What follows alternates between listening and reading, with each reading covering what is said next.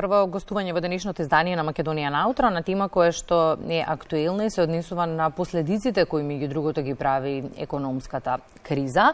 Здравата храна е нешто што треба да се внесува доколку сакаме добро здравје. Климатските промени изминативе години влијае на намалувањето на преносите на мед, економската криза дополнително на цената на истиот.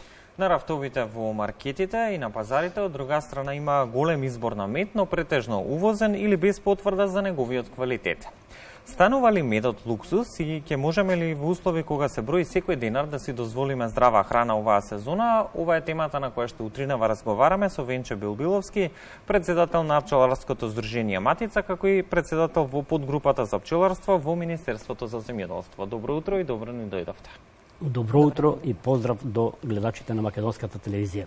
Имаме актуелна тема која што не за сега сите нас, бидејќи не верувам дека има некој кој што не сака мед или не го консумира, особено кога знаеме дека Македонија има и тоа како квалитетен мед, но низ годиниве имаме се помали количества на мед, а како последица на сево ова што се случува и повисока цена. И сега она што ме интересира, што најмногу влијае на конкретната цена на медот, климатските промени и намалените приноси или економската криза која што придонесе за зголемување на цените во сите сегменти на живеењето? Токму така. Сведоци сме последнава деценија дека климатските промени си го зедоа, можеме да кажеме, својот данок, затоа што во времето кога фактички треба да пчелите да почнат со развој, со собирање на медот, тоа е некаде во април месец, буквално климатските промени, односно ниските температури кои достигнуваат дури неколку степени испод нулата, значи негативно влијаат врз цветовите на растенијата, што значи пчелите го губат својот интензитет и доаѓа до многу помал принос. Потоа во летниот период кога температурите енормно се зголемуваат или достигне температурата над 35 степени, иако растенијата го лачат нектарот, пчелите не се во состојба да тој го соберат во доволна количина и затоа во последните години се соочуваме со еден голем недостиг на мед, иако се повеќе пчелари се појавуваат, значи повеќе се зголемува пчеларството во Македонија, но приносите се многу помали, што евидентно е и на самите, како што рековте, и на рафтовите, се повеќе е присутен некој друг мед, освен онај што треба да биде правиот мед. Господине Билбиловски, со цената на медот многу се калкулира во последниот период. Некои производители на мед во Македонија најавуваат цена од најмалку 15 евра за 1 килограм. Па колку навистина ќе чини квалитетниот мед оваа сезона? Па видете, последниве денови што се вика, постојано слушаме како цените енормно растат. Мислим, соочени сме не само со медот и со другите производи, меѓутоа јас конкретно можам да кажам дека цената на медот се зголемува поради зголемените трошоци како што се енергенците за превоз, мислим, нафтата и така. Тоа негативно влијае затоа што знаеме дека пчелите се во руралните места и времето да се стигне до нив, значи е врзано со тој превоз и затоа таа цена влијае, значи, на зголемувањето на енергенците врз медот. Инаку, ние како пчеларско здружение Матица, која секоја година ја одржуваме манифестацијата Денови на македонскиот мед, пред таа манифестација да се одржи, значи, извршниот одбор заседува и одредуваме таа као најниска цена. Годинава ќе биде цената 600 денари, согледувајќи ги, иако имаме, да речеме, зголемени трошкови, како што рековме, нафтените деривати и слично се одрезуваат, сепак не смееме да дозволиме да она што се зборува дека цената ќе достигне над 1000 денари и повеќе, значи да има една средна цена која може да биде пристапна за секого. Така да годинешната цена, значи, одлучено е да биде некаде 600 денари. Пчеларите во меѓувреме бараат државна помош, но се чини во услови на економска криза каква што живееме, поддршка и помош е потребна во сите сегменти на живеењето. Она што ме интересира, имавте ли разговори досега со надлежните од Министерството за земјоделство, каков е нивниот одговор и во кој сегмент е потребна најголема помош во однос на производството на мед? Па ние можам слободно да кажам дека со Министерството за земјоделие, шумарство и водостопанство добро соработуваме и од нив ја имаме поддршката преку субвенциите. Меѓутоа, како што реконе, со самото зголемување на нафтените деривати и другите трошкови, сепак тие субвенции се уште на маргините, да не речам се многу малку, меѓутоа сепак доваѓа како една добра помош. Единствено во Министерството за земјоделие при разговорите кај нас се јавува една аномалија што се појавуваат нелојални, така да речам, пчелари кои што при самото пријавување не го кажуваат онај вистинскиот број и имаме проблеми околу тие субвенции. Кога тоа би било регуларно, кога би се тоа отклонило, се надевам дека и самата цена на субвенциите ќе биде далеку поголема.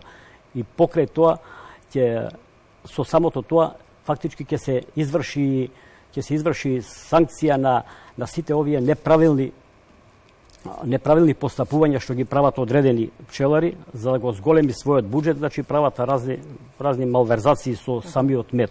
И тоа е една од проблемите кои ние постојано се бориме, а тоа е во ствари самата манифестација која ја одржуваме годинава конкретно, која ќе биде од 22 до 25 на улица Македонија, каде што ќе бидат изложени правите медови, значи од директниот производител, така да купувачите ќе можат тука на едно место да ги најдат сите пчелни производи на вистина од вистинскиот производител, така да нема некои малверзации околу производството на медот. Во еден од прилозите утрово зборувавме за тоа дека граѓаните во икот на економска криза се почесто се водат од цената на производот, а не од неговиот квалитет. Проблемот со квалитетен мед конкретно се провлекува со години. Тоа е нешто за што во континуитет говорите вие како пчеларски здруженија.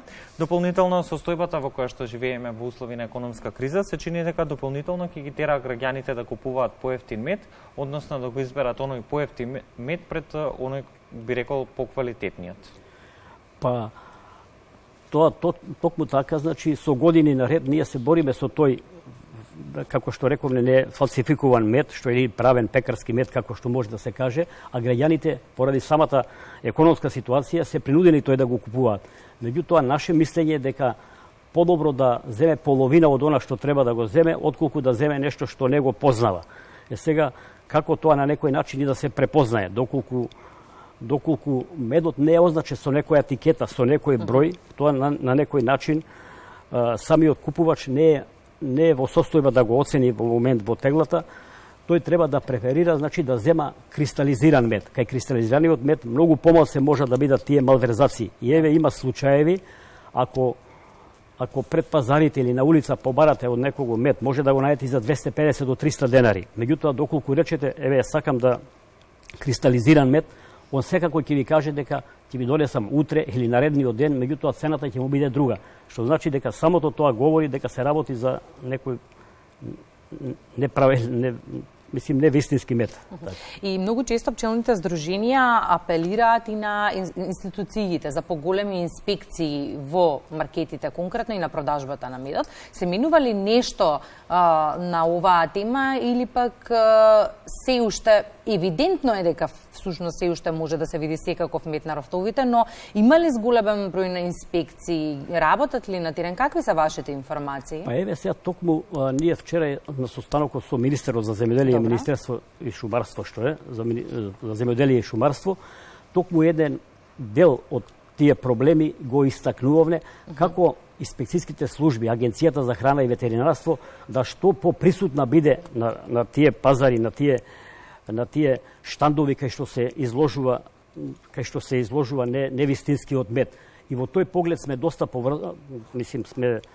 сме ангажирани и Министерството од нас, поготово пошто ние најдобро ги знаеме проблемите, ние сме организирани во здруженија и сите пчелари кои што земаат субвенции во ствари би требало да бидат членови на некое здружение, така да подобро би се ние запознавале еден со други, а со тоа би се намалиле малверзациите.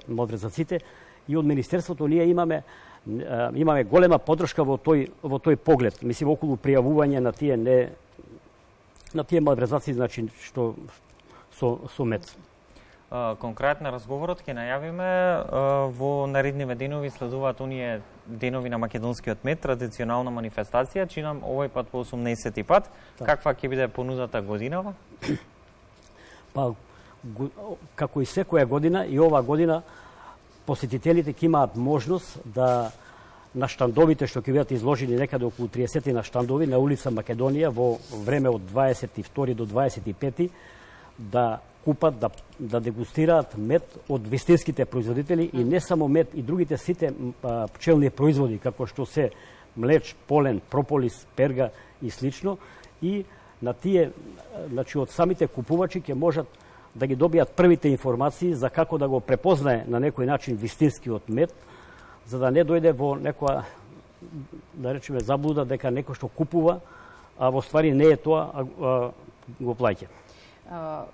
Колку дена ќе бидат деновите на македонски мед? Деновите ќе бидат 4 дена, значи почнува во четврток, завршува во недела од 22 до 25 септември. Тоа е традиционално секоја година. И знам дека по традиција е и посетена како манифестација. Да. Така ќе биде и оваа година, се надевам, но она што ме интересира некаде за крај на разговорот, има ли доволно мед, доволно квалитетен мед за да се помине зимата?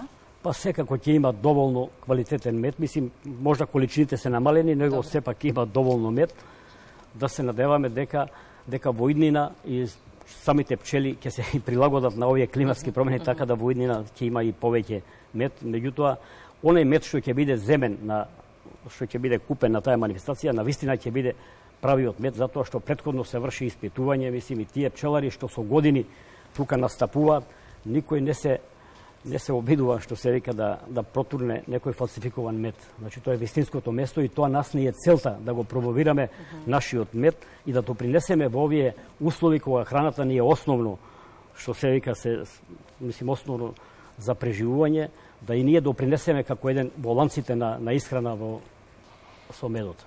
Да, за пчелите и нивната заштита во нашиот екосистем ќе говориме и по 8 часот.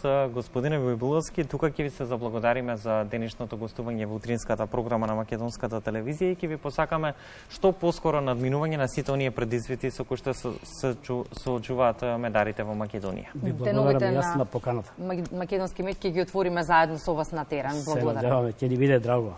Како и секогаш почнем со работката имаме. Да, благодарам за гостувањето.